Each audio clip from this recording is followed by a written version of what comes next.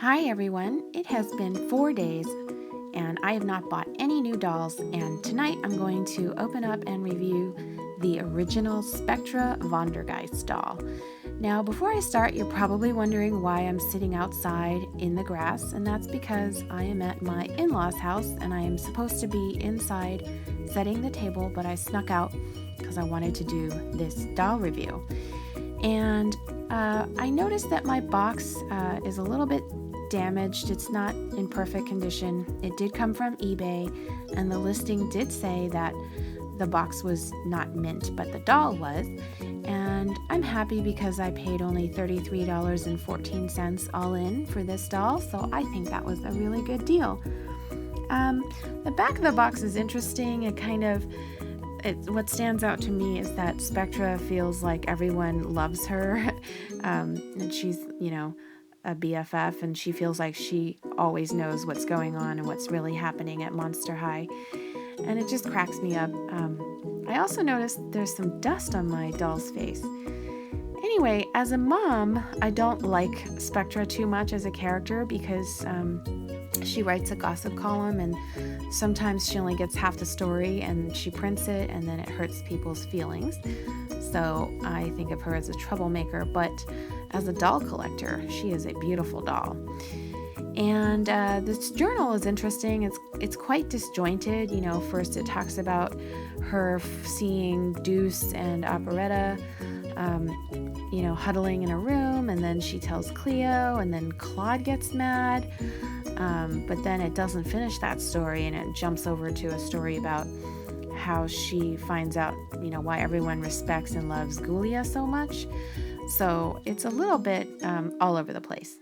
But in any case, one thing I wanted to ask you guys is, do you notice that the characters in Monster High that are not that desirable or don't have such desirable character traits all have gorgeous dolls like Nephra Denial and Cleo Denial and Spectra Vondergeist? Let's turn her around for the full effect. I really hope no one walks by this sidewalk right now because I cannot tell you what they would think of me. Anyway, so I'll tell you what I like about her. I love the eyes. I love the light green eyes. I love that the irises aren't white, so they're like a milky blue. It suggests that she's ghostly. I like this very defined cheekbone that she has, and I like her light green eyeshadow. I love how there are 3 or 4 shades of purple in her hair. I see lavender, and I see violet, and some color that is like a purplish periwinkle. And I like the purple lipstick. And I really like this earring. The earrings are, this earring is a ball hanging from a chain. Yep, this one is too. Sometimes they have different earrings. I didn't want to be wrong and speak too soon. She has a necklace that's also a chain, 2 loops of a chain. And this outfit is actually 2 pieces. The top is a tank top, a strappy tank top. Looks like pleather held together by chains with a strip of glittery garnet colored fabric down the middle. And she also wears an oversized chain belt, so I'm assuming so she can go around rattling as a ghost. And her dress, her bottom half is very simple. It's just a fuchsia or garnet colored underskirt topped with tulle, and the tulle flares out to give her that feeling like she's floating. Oftentimes when you see her in the webisodes and in the movies, she's floating. The legs are pale, very, very pale white. Towards the ankles, they kind of get transparent. And then her shoes, I think, are a design masterpiece. They have this ball and chain on her heel. And of course, the ball and chain seems to be Spectra's motif. So I love it, love it, love it. And then what I also love is that her hands are also transparent. So her arms start off milky white, and then towards the end they get transparent. And then she has this 1 silver cuff on her left wrist.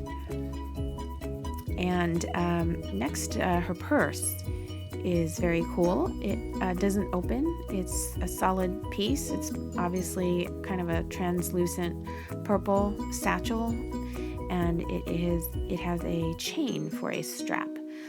Her Monster High comb is purple or magenta, and this is her ghost ferret named Rouen.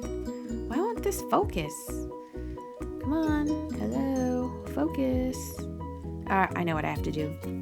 Now we've got her. She is so cute, isn't she?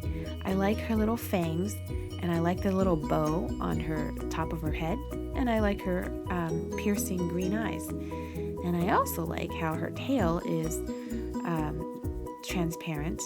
So she starts off purple at the top, and then by the time she's gets to her tail, it's clear. And I think she also can stand on her own by her tail. Yes, she can.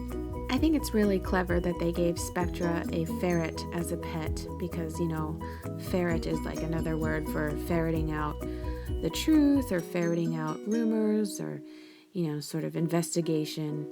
And ferrets also are kind of a little weaselly and sometimes thieves. Anyway, I want to give a shout out to Lisa McCumbee for asking me to do this review. And I want to tell you, the rest of you, thank you for watching my channel and my videos. I always appreciate it.